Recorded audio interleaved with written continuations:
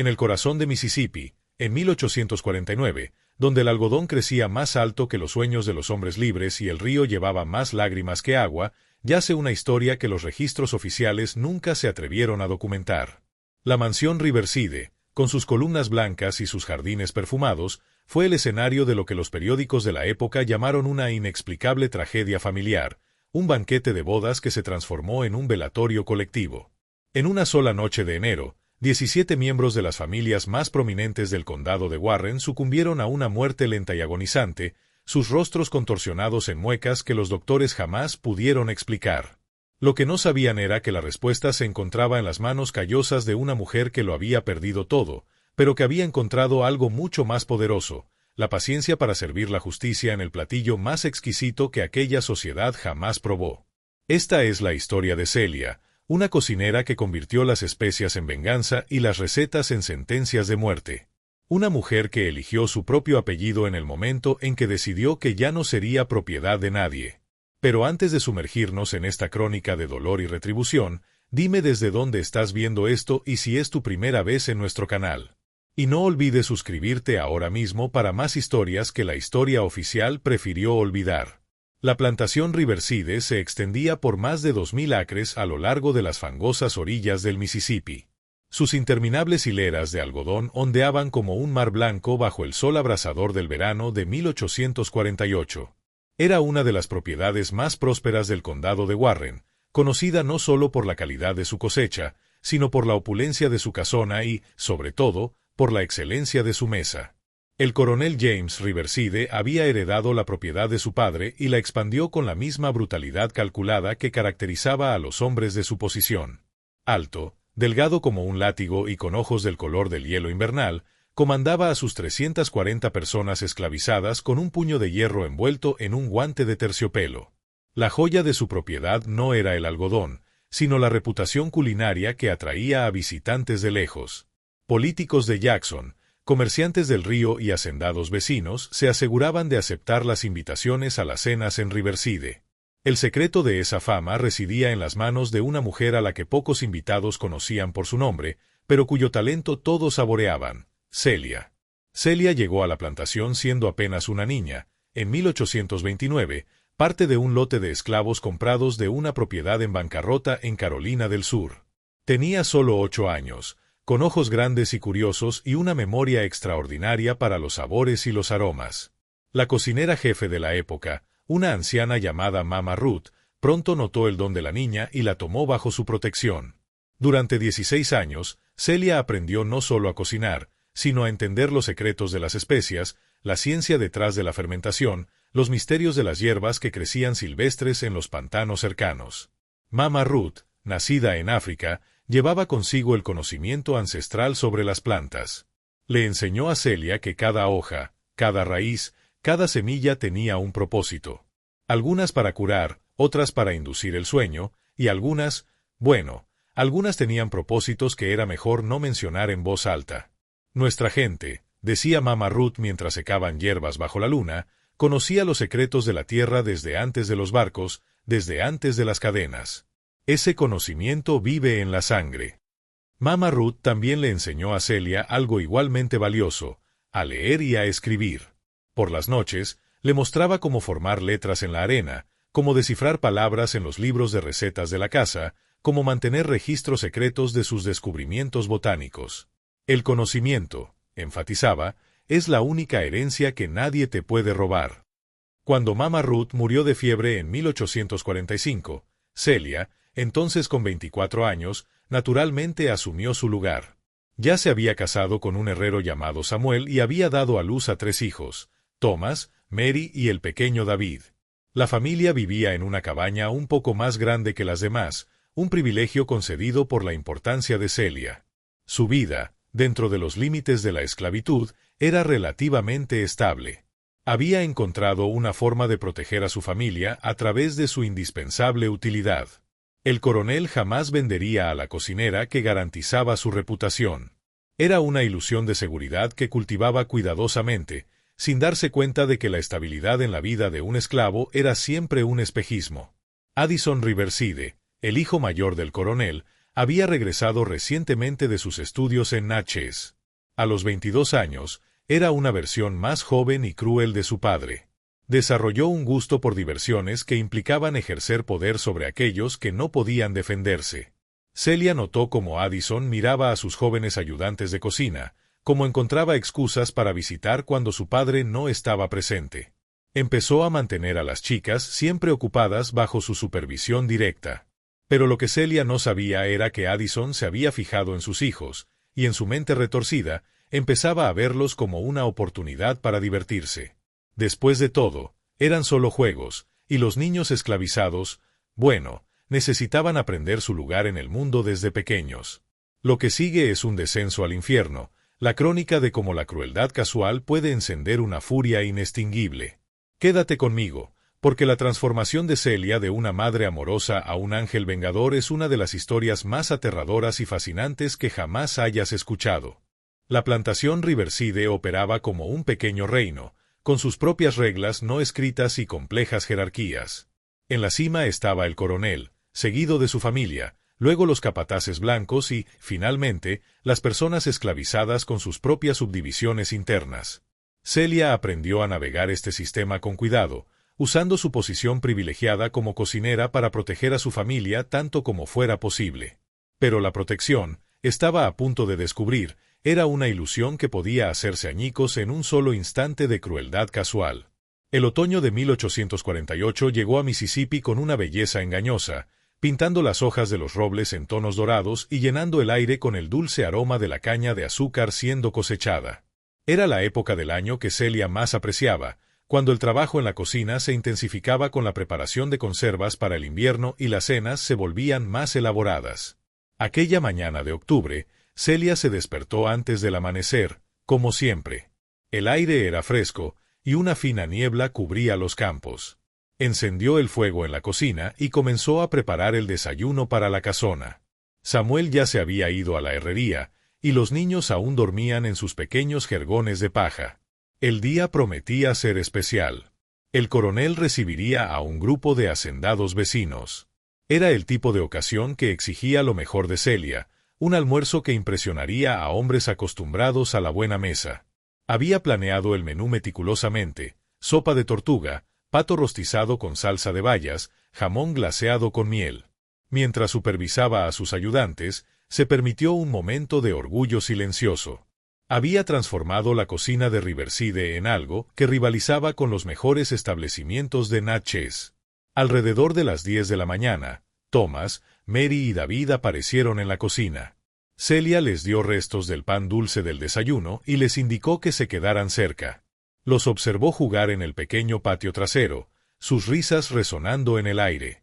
Por un momento, se permitió imaginar un futuro diferente para ellos.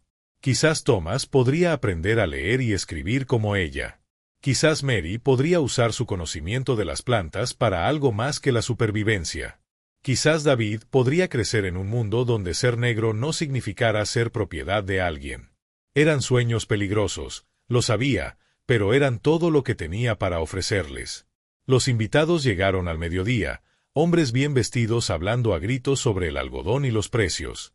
El almuerzo fue un éxito absoluto. Celia lo supo por los cumplidos que llegaban a la cocina. Eran casi las 3 de la tarde cuando se dio cuenta de que no había visto a los niños desde hacía un rato. Se inquietó, pero se consoló pensando que probablemente estaban jugando y habían perdido la noción del tiempo. Fue Hannah, una de sus ayudantes, quien trajo la primera noticia alarmante.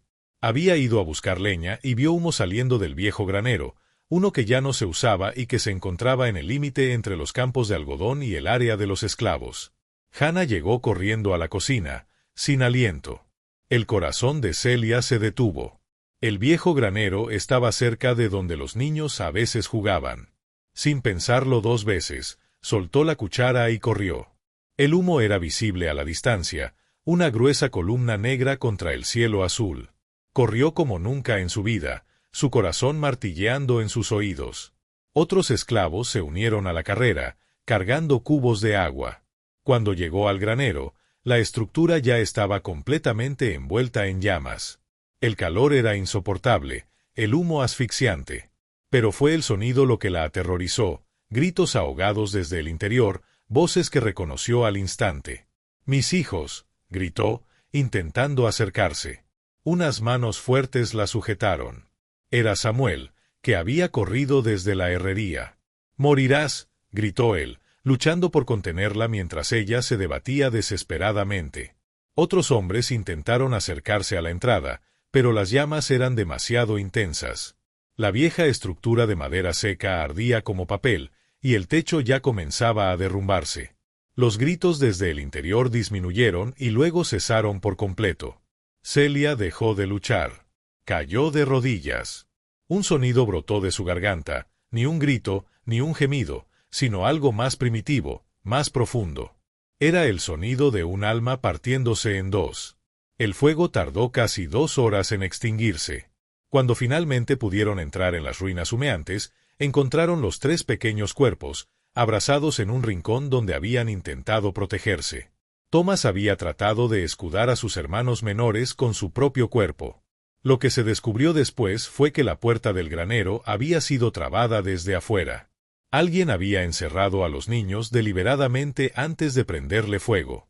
Addison Riverside apareció en la escena 1 hora después, afirmando haber estado cabalgando lejos. Expresó sus condolencias al coronel por la pérdida de una valiosa propiedad y sugirió que probablemente fue un accidente. Pero Lily, una de las ayudantes de cocina más jóvenes, lo había visto cerca del granero esa mañana, hablando con los niños, mencionando un nuevo juego que les iba a enseñar.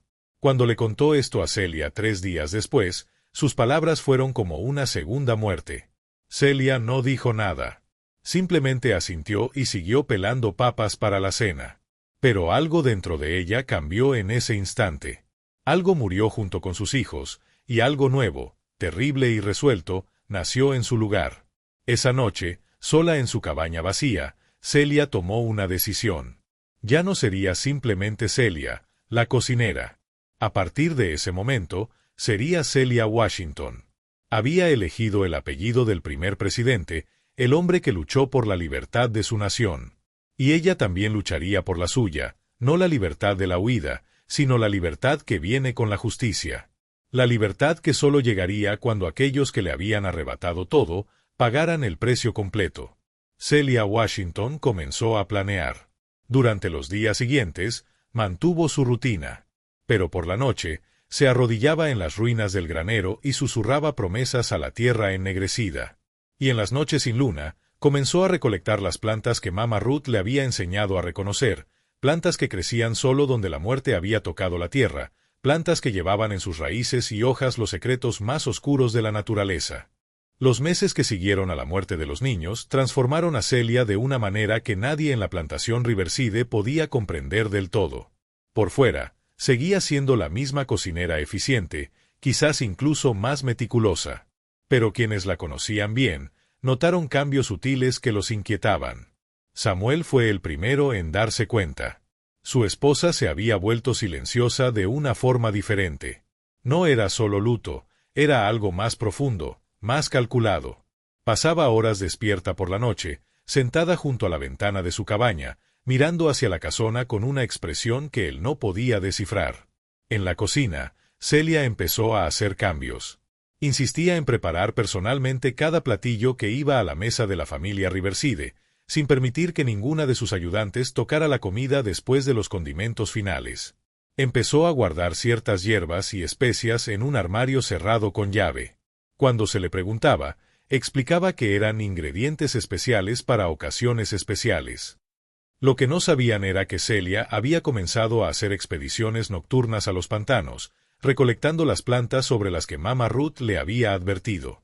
Plantas para cuando la curación ya no era posible, para cuando solo quedaba la justicia.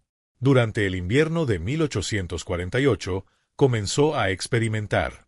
Pequeñas dosis, casi imperceptibles, añadidas a la comida de Addison Riverside. Nada que pudiera matarlo. Todavía no. Solo lo suficiente para causarle malestar. Dolores de estómago inexplicables, náuseas intermitentes, noches de insomnio seguidas de días de fatiga extrema. Addison empezó a quejarse de su salud. Consultó a médicos en Vicksburg y Natchez, pero nadie encontró una causa.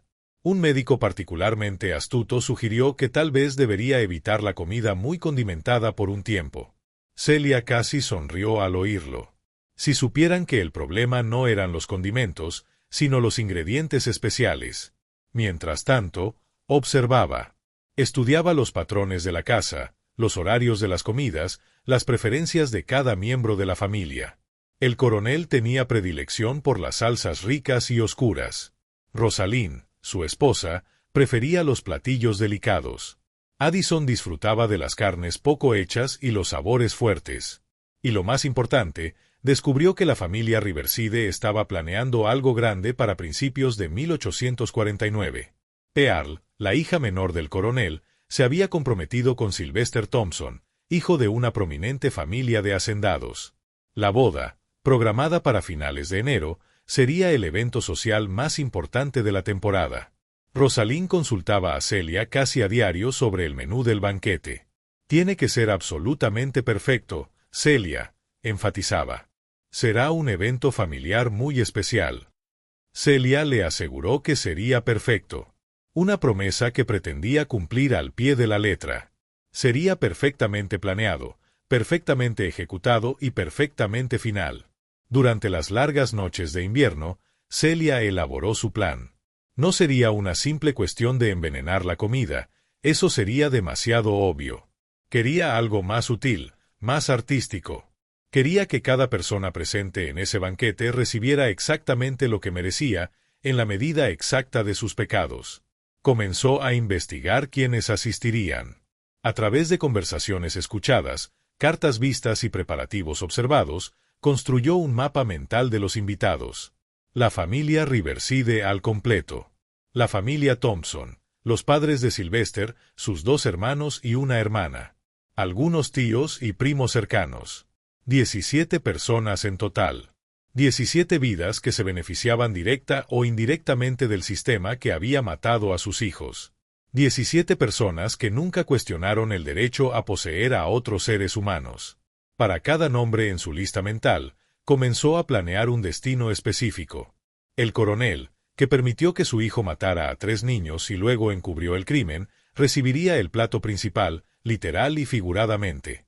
Addison, el asesino, tendría una muerte más lenta y dolorosa. Rosalind, que vivió su vida beneficiándose del sufrimiento ajeno, moriría confundida y asustada. Y los demás, los demás recibirían una lección sobre el verdadero costo de su prosperidad. Celia pasó el resto del invierno perfeccionando sus recetas. No solo las culinarias, sino las otras, las que Mama Ruth le había enseñado en secreto, las que ella misma había aprendido a través de una cuidadosa experimentación.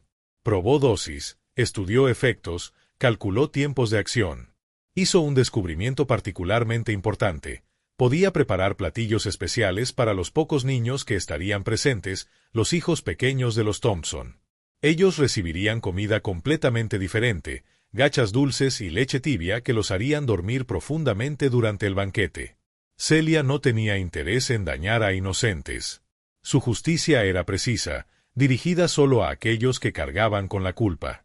Cuando llegó la primavera a Mississippi en 1849, Celia Washington estaba lista. Se había transformado de una cocinera en duelo a algo mucho más peligroso, una mujer con un plan, conocimiento y, lo más importante, nada que perder. La boda de Pearl Riverside sería recordada por generaciones, pero no por las razones que la familia esperaba. En sus últimas semanas de preparación, Celia comenzó a dejar pequeñas señales de su transformación. En el cuaderno secreto donde Mama Ruth le había enseñado sus primeras letras, ahora escribía no solo recetas, sino reflexiones sobre la justicia, sobre el precio del silencio, sobre lo que sucede cuando la paciencia finalmente se agota. Ellos creen que somos invisibles, escribió una noche a la luz de las velas. Que no vemos, no recordamos, no sentimos. Pero somos la memoria viviente de todos sus pecados. Y la memoria, cuando finalmente habla, tiene una voz que resuena a través de los siglos. Samuel notó que había comenzado a usar el apellido Washington para firmar sus notas. Cuando le preguntó, ella explicó que había elegido su propio nombre y que ahora también era libre de elegir su propio destino. Él no entendió del todo, pero algo en su tono lo hizo decidir no preguntar más. La mañana del 27 de enero de 1849 amaneció clara y fría, con una fina capa de escarcha cubriendo los campos de algodón. Era el día de la boda de Pearl Riverside. Celia se despertó a las 3 de la mañana. No por nerviosismo, sino porque tenía mucho trabajo por delante, un trabajo que requería precisión absoluta y una calma que había cultivado durante meses. La cocina de la casona se había convertido en un centro de operaciones militares.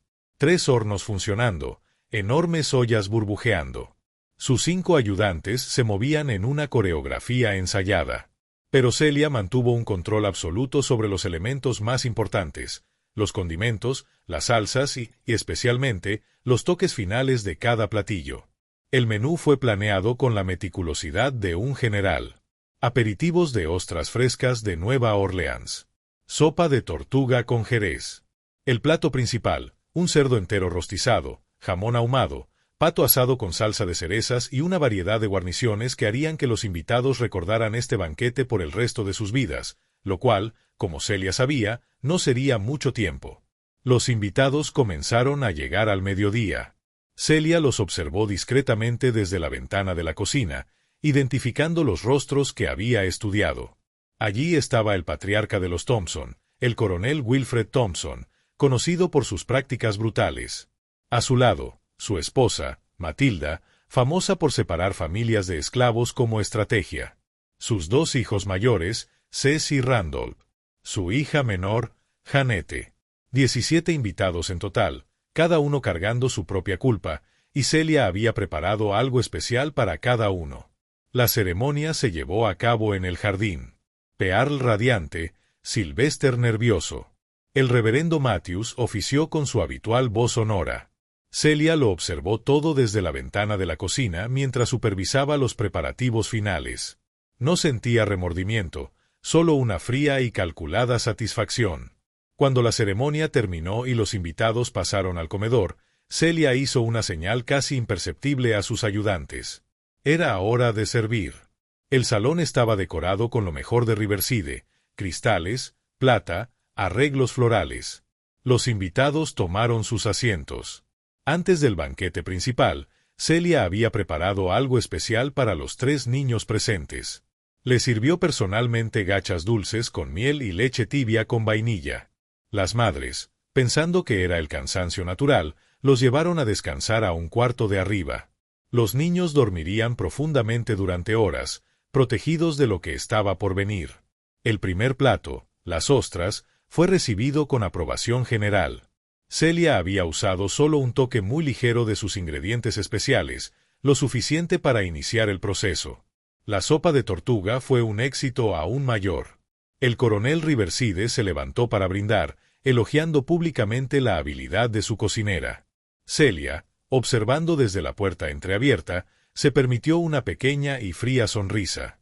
Fue durante el plato principal que las cosas comenzaron a ponerse interesantes. Celia había pasado semanas calculando las dosis para cada persona. El coronel Wilfred Thompson recibió una porción generosa de cerdo, sazonada con una combinación de hierbas que provocarían un efecto gradual pero inexorable, una sensación de calor, náuseas, convulsiones y, finalmente, parálisis respiratoria. Para Matilda Thompson, que separaba familias, Celia preparó algo más poético, una toxina que causaría terribles alucinaciones antes de la muerte. Vería a sus propias víctimas regresar para atormentarla. Los hijos de los Thompson recibieron sustancias que atacarían su sistema nervioso, causando una pérdida gradual de la coordinación motora. Sentirían sus cuerpos fallar lentamente. Y Addison recibió un tratamiento especial. Una combinación de 3 toxinas diferentes, cada una activándose en momentos distintos. Primero, un dolor abdominal intenso, luego la pérdida de la coordinación y, finalmente, una parálisis que lo dejaría consciente pero incapaz de moverse mientras su cuerpo se apagaba lentamente. El banquete duró casi 2 horas. Brindis, discursos, conversaciones animadas. Fue alrededor de las 9 de la noche cuando los primeros síntomas comenzaron a aparecer. El coronel Thompson fue el primero en quejarse de un malestar repentino. Acababa de terminar un discurso sobre la importancia de la disciplina en las plantaciones cuando palideció y se llevó una mano al estómago. Su esposa, sentada a su lado, le preguntó si estaba bien, pero antes de que pudiera responder, ella misma empezó a sentir una quemazón en la garganta. En cuestión de minutos, el elegante salón se transformó en una escena de caos. Los invitados se levantaban bruscamente, algunos corriendo hacia afuera, otros doblándose de dolor sobre la mesa. Las conversaciones animadas fueron reemplazadas por gemidos de agonía y gritos de pánico. Addison Riverside intentó levantarse para ayudar, pero sus piernas no le obedecieron. Miró hacia abajo, confundido, tratando de entender por qué su cuerpo no respondía. Fue entonces cuando sus ojos se encontraron con los de Celia, que había aparecido en el umbral de la cocina para observar el resultado de su trabajo. Por un instante, se miraron a través del salón caótico, y en ese momento, Addison comprendió. Sus ojos se abrieron de par en par con un terror absoluto cuando la realización lo golpeó, pero ya era demasiado tarde. Su boca se abrió como para gritar, pero ningún sonido salió. Celia lo observó por unos segundos más, luego se dio la vuelta con calma y regresó a la cocina. Tenía trabajo que hacer, platos que lavar, evidencias que destruir, una huida que ejecutar. Pero primero, una última tarea.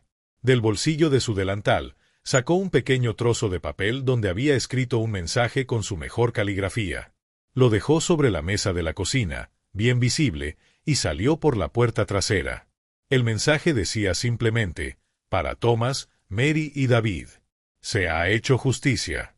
Celia Washington. Cuando los primeros vecinos y el médico local llegaron a la plantación Riverside a la mañana siguiente, encontraron 17 cuerpos esparcidos por el comedor. No había sobrevivientes adultos. Los 3 niños fueron encontrados durmiendo profundamente en un cuarto de arriba, completamente ilesos y sin recuerdo de lo que había sucedido. Y Celia Washington había desaparecido en la oscuridad, llevándose consigo solo la ropa que llevaba puesta y la satisfacción de la justicia finalmente cumplida.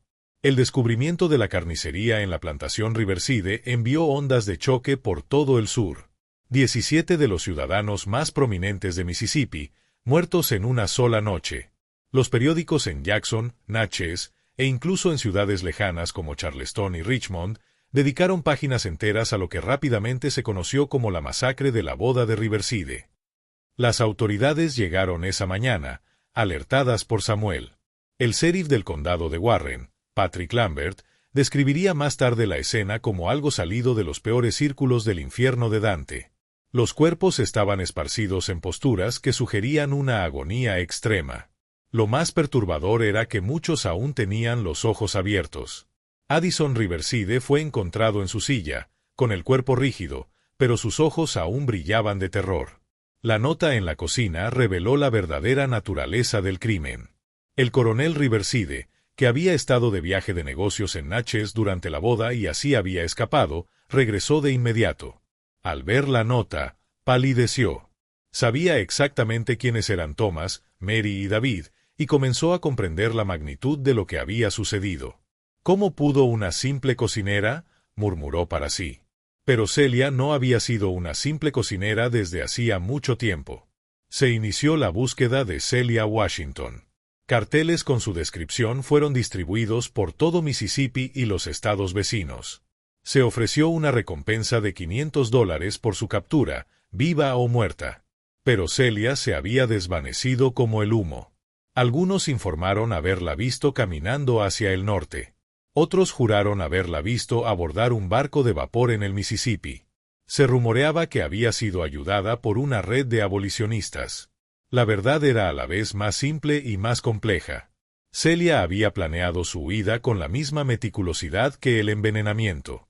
Durante meses, había escondido pequeñas cantidades de comida y suministros en lugares estratégicos a lo largo de una ruta que había memorizado a través de los pantanos y bosques, lejos de los caminos principales. Samuel fue interrogado exhaustivamente, pero realmente no sabía a dónde había ido su esposa. Al ver la nota que había dejado, lloró, no de dolor, sino de una compleja mezcla de orgullo, terror y pérdida. Las repercusiones de la masacre se extendieron. Los hacendados de todo el sur comenzaron a mirar a sus propios esclavos domésticos con renovada sospecha. Los cocineros, en particular, fueron sometidos a una vigilancia creciente. Muchas familias despidieron a sus cocineros esclavizados y contrataron a blancos libres, pagando altos salarios por una sensación de seguridad que quizás era ilusoria. Las cenas elaboradas, antes símbolos de estatus, se convirtieron en eventos tensos. Quizás el impacto más significativo fue psicológico. Por primera vez, la élite sureña se vio obligada a enfrentar la realidad de que sus propiedades no eran pasivas, sino seres humanos con memorias, emociones y, lo más aterrador, la capacidad de planificar y ejecutar venganza. Celia Washington había destrozado la ilusión fundamental sobre la que se basaba toda la sociedad esclavista, la ilusión de que la sumisión era natural y que la opresión podía continuar indefinidamente sin consecuencias. 3 meses después de la masacre, un comerciante informó haber visto a una mujer negra trabajando en una pequeña granja en Tennessee, un estado donde las leyes sobre esclavos fugitivos se aplicaban con menos rigor. La descripción coincidía vagamente con la de Celia, pero cuando las autoridades investigaron, no encontraron rastro de ella. Hubo otros avistamientos a lo largo de los años, en Kentucky, Ohio e incluso en Canadá, pero ninguno fue confirmado. El destino final de Celia Washington siguió siendo un misterio. Algunos creen que murió en los pantanos durante su huida. Otros insisten en que logró llegar a la libertad en el norte o en Canadá. Incluso hubo quienes susurraron que seguía viva en algún lugar, viviendo bajo un nombre falso, quizás incluso ayudando a otros esclavos a escapar. Lo que no era un misterio era el legado que había dejado. En las barracas de esclavos de todo el sur, su nombre se susurraba con una mezcla de admiración y terror. Había demostrado que incluso los más oprimidos podían encontrar formas de resistir, de luchar, de exigir justicia. Para los dueños de esclavos, Celia Washington se convirtió en una pesadilla recurrente, un recordatorio constante de que su prosperidad estaba construida sobre cimientos mucho más frágiles de lo que imaginaban. Cada comida se convirtió en una cuestión de confianza, cada cocinero en una fuente potencial de peligro. Y en algún lugar, quizás en una pequeña granja en Ohio, o en una modesta casa en Detroit, o caminando por las calles libres de Boston, una mujer que había elegido su propio apellido, siguió viviendo. Ya no como propiedad de alguien, no como una víctima, sino como Celia Washington, una mujer que demostró que la justicia, aunque se retrase, finalmente llega. La plantación Riverside nunca se recuperó por completo. El coronel intentó reconstruir, pero la propiedad estaba maldita en la mente de todos. Los trabajadores libres se negaron a aceptar empleo allí, y hasta los esclavos de otras plantaciones susurraban historias de fantasmas que acechaban los campos de algodón. Finalmente, la propiedad se vendió por una fracción de su valor anterior. La casona fue demolida y los campos se convirtieron para otros usos, pero la memoria permaneció, transmitida de generación en generación como un recordatorio de que incluso en el sistema más opresivo, la resistencia encuentra un camino. Los 3 niños que sobrevivieron esa noche, los 2 hijos de los Thompson y la sobrina de los Riverside, crecieron sin un recuerdo claro de lo que había sucedido. Las familias que los adoptaron nunca les contaron toda la verdad, solo que sus padres habían muerto en una tragedia inexplicable. Pero a veces, en sus sueños, aún podían oír el eco de una voz suave tarareando canciones de cuna, y se despertaban con lágrimas en los ojos sin saber por qué. Samuel permaneció en la región por unos años más, trabajando como herrero. Nunca se volvió a casar, pero se le veía con frecuencia visitando el pequeño cementerio donde Thomas, Mary y David estaban enterrados. Cuando murió en 1867, los testigos informaron que sus últimas palabras fueron un mensaje para Celia, expresando comprensión y perdón. El reverendo Matthews, que había oficiado la boda fatal, nunca pudo volver a realizar una ceremonia sin temblar. Desarrolló el hábito de ayunar durante 3 días antes de cualquier evento religioso, convencido de que Dios estaba probando su fe. Murió 2 años después, algunos dicen que de puro terror, otros de una conciencia culpable que finalmente lo consumió. Y a veces, en las frías noches de invierno en Mississippi, cuando el viento sopla a través de los campos donde una vez creció el algodón, los lugareños juran que todavía pueden oír el eco de una voz susurrando en la oscuridad, para Thomas, Mary y David. Pero también hay quienes dicen oír algo más, el sonido de pasos firmes por un camino polvoriento, el andar de una mujer que eligió su propio destino y nunca miró hacia atrás. A mitad de la historia, una pausa para reflexionar. ¿El acto de Celia fue pura venganza o una forma desesperada de justicia? ¿Dónde trazas la línea?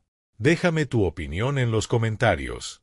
Y si la complejidad moral de estas historias reales es lo que te mantiene aquí, asegúrate de darle a me gusta y suscribirte, porque la forma en que el legado de Celia continuó es tan sorprendente como su crimen. La historia de Celia Washington no fue solo una historia de venganza. Fue una historia de transformación, de una mujer que se negó a aceptar que su dolor era insignificante, que su justicia era imposible. Demostró que incluso en los momentos más oscuros de la historia estadounidense, siempre hubo quienes se levantaron contra la injusticia, quienes pagaron el precio de la resistencia, quienes eligieron la libertad, incluso cuando les costó todo. La historia de Celia Washington sigue siendo uno de los episodios más inquietantes y complejos de la historia estadounidense del siglo XIX. En una sola noche, transformó un banquete de bodas en un tribunal de justicia donde 17 personas pagaron con sus vidas por los pecados de toda una sociedad. Su acto no fue simplemente una venganza personal, fue una declaración de que incluso aquellos considerados propiedad poseían agencia, memoria y la capacidad de exigir rendición de cuentas. Demostró que el conocimiento, cuando se combina con la determinación y la oportunidad, podía ser más poderoso que cualquier cadena o látigo. Lo que hace que la historia de Celia sea aún más impactante es su precisión quirúrgica. No mató indiscriminadamente, sino que eligió a cada víctima basándose en sus crímenes específicos contra la humanidad. Cada muerte fue personalizada, cada sufrimiento calculado para reflejar el sufrimiento que esas personas habían infligido a otros. Y en su compasión final, protegió a los niños inocentes, demostrando que su justicia estaba guiada por principios, no por una sed de sangre ciega. Hoy, más de 170 años después, la historia de Celia Washington continúa resonando a través del tiempo como un sombrío recordatorio de que la injusticia, cuando se ignora durante demasiado tiempo, finalmente encuentra su propia forma de corrección. Ella no era solo una mujer que perdió a sus hijos, se convirtió en la encarnación de la memoria colectiva de todos aquellos que sufrieron en silencio. Lo más impresionante de su historia no es solo la magnitud de su venganza, sino la paciencia con la que la ejecutó. Durante meses, transformó su dolor en conocimiento, su ira en estrategia, su pena en determinación. Cada especia que añadió a los platillos esa noche fatal llevaba el peso de generaciones de sufrimiento no reconocido. Celia Washington nos obliga a enfrentar preguntas incómodas sobre la justicia, la venganza y el precio de la opresión sistemática. Nos recuerda que detrás de cada sistema de dominación hay seres humanos reales con corazones que pueden romperse y mentes que pueden planear una retribución. Su elección de adoptar el apellido Washington no fue accidental. Fue una declaración de independencia personal, una reivindicación de su propia identidad en un mundo que la veía solo como propiedad. En ese simple acto de renombrarse, se transformó de víctima a agente de su propia historia. El destino final de Celia sigue siendo un misterio, y quizás sea mejor así. Su verdadera victoria no fue escapar de la justicia del hombre, sino demostrar que la justicia tiene muchas caras, y a veces se sirve en un plato de porcelana fina, sazonada con hierbas que crecen en los oscuros pantanos de Mississippi. La plantación Riverside pudo haber sido destruida, los cuerpos pudieron haber sido enterrados, pero la memoria de Celia Washington sigue viva. Se convirtió en más que una persona, se convirtió en un símbolo, una advertencia, una promesa de que incluso en los sistemas más crueles, la resistencia encuentra un camino. Y quizás, en algún lugar, en una noche fría, cuando el viento sopla a través de los campos vacíos donde una vez creció el algodón, todavía se puede oír el eco de su voz susurrando a través de la oscuridad. La justicia puede servirse fría, pero siempre se sirve. A pesar de la narrativa oficial que se formó, la historia de Celia no se desvaneció por completo.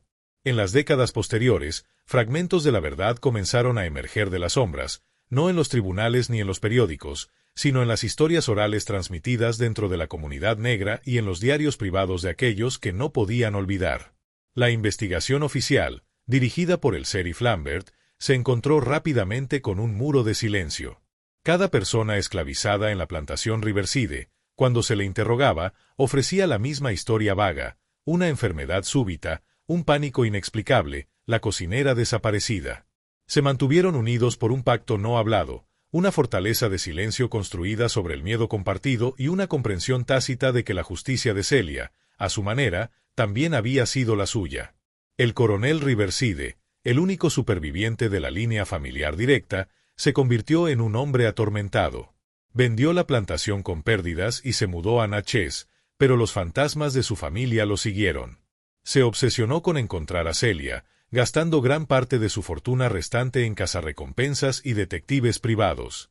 Cada informe de un avistamiento, por vago que fuera, era perseguido con fervor. Pero Celia, o las leyendas sobre ella, siempre estaban un paso por delante. Años después, en 1872, un exesclavo de la plantación Thompson, que ahora vivía como hombre libre en Ohio, le contó una historia a un joven periodista. Relató cómo su madre, que había sido una de las sirvientas en la boda, le había confesado en su lecho de muerte que todos sabían que algo iba a suceder esa noche. Nadie conocía los detalles del plan de Celia, pero había una tensión en el aire, una sensación de finalidad. Dijo que Celia, en los días previos a la boda, les había dado instrucciones sutiles a las otras madres: mantengan a sus hijos cerca de las barracas esa noche. No dejen que se acerquen a la casona.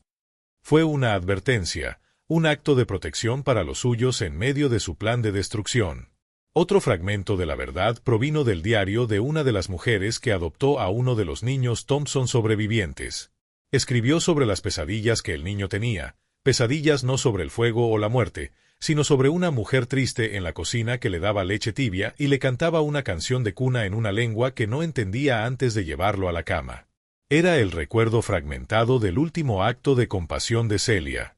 Estas historias pintan un retrato mucho más complejo de Celia Washington. No era una simple asesina a sangre fría, sino una estratega que operaba con un código moral propio, forjado en el fuego del sufrimiento. Su justicia, aunque brutal, no era ciega. Hizo una distinción entre los culpables y los inocentes, una distinción que la sociedad que la esclavizó nunca se molestó en hacer por ella o por sus hijos. El legado de su acto también se manifestó de maneras extrañas y duraderas. En todo el sur, la enfermedad de Riverside se convirtió en un eufemismo para las muertes repentinas e inexplicables entre los dueños de esclavos. Cualquier hacendado que muriera después de una comida generaba susurros. ¿Fue la enfermedad de Riverside? ¿Tenían una Celia en su cocina? El miedo que ella sembró se convirtió en una forma de protección para otros. Se dice que algunos dueños de esclavos, temiendo un destino similar, mejoraron las condiciones de sus esclavos domésticos, no por bondad, sino por un instinto de autoconservación. La leyenda de Celia creció con cada narración, transformándola de una mujer a un mito.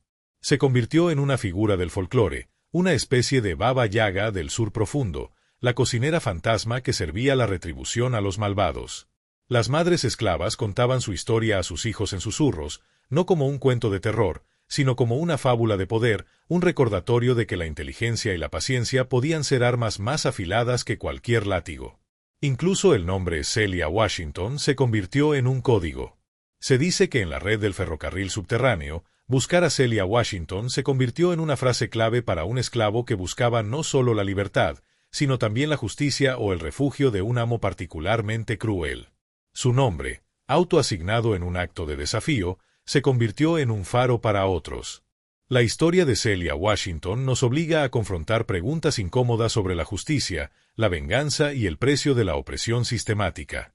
Nos recuerda que detrás de cada sistema de dominación hay seres humanos reales con corazones que pueden romperse y mentes que pueden planear una retribución.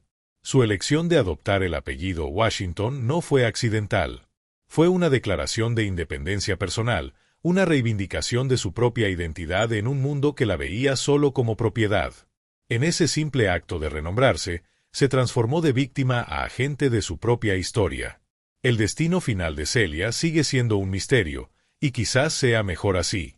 Su verdadera victoria no fue escapar de la justicia del hombre, sino demostrar que la justicia tiene muchas caras, y a veces se sirve en un plato de porcelana fina, sazonada con hierbas que crecen en los oscuros pantanos de Mississippi.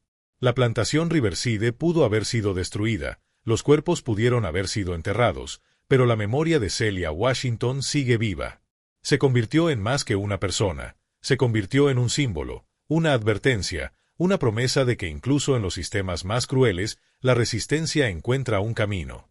Y quizás, en algún lugar, en una noche fría, cuando el viento sopla a través de los campos vacíos donde una vez creció el algodón, todavía se puede oír el eco de su voz susurrando a través de la oscuridad. La justicia puede servirse fría, pero siempre se sirve. Si esta historia ha tocado algo dentro de ti, es porque la memoria de Celia Washington todavía camina entre nosotros, recordándonos que la verdadera libertad a veces exige un precio que pocos están dispuestos a pagar. Comparte esta historia con alguien que necesite saber que incluso en los momentos más oscuros de la historia, siempre hubo quienes se negaron a aceptar la injusticia en silencio. Si quieres más historias como esta, que revelan los capítulos olvidados, suscríbete al canal ahora. Déjanos un comentario si te gustaría apoyar este trabajo y dinos, ¿crees que Celia Washington encontró la verdadera libertad al final? ¿Fue su justicia legítima o fue solo venganza? La historia no nos da respuestas fáciles, pero nos da a Celia Washington, una mujer que decidió que algunas injusticias son demasiado grandes para ser perdonadas y que algunas memorias son demasiado poderosas para ser olvidadas.